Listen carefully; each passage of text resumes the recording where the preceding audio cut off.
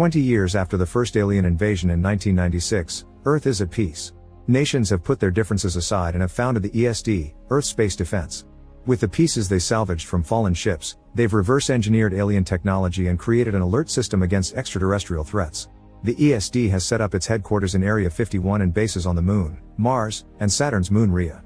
What Earthlings don't know is that our aliens out there still looking at our planet, and former President Whitmore keeps having nightmares about it. These dreams show him the strange vision of a circular figure with a line that he can't stop drawing.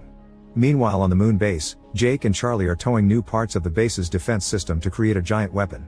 In the process, something mysteriously goes wrong and the tugs can't keep the weapon up. Commander Jang asks the boys to pull back, but Jake ignores orders and uses his ship to push the weapon back up. He triggers the fusion drive, which could potentially burn down the ship, but Jake works fast and puts the weapon back into place before that can happen.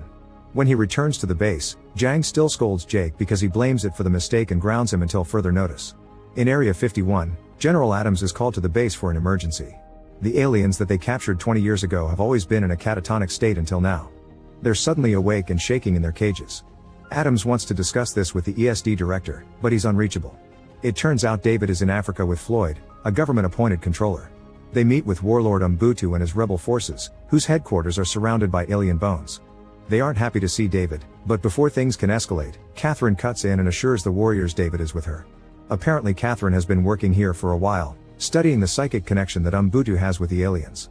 Catherine takes David to see the only ship that landed on Earth 20 years ago.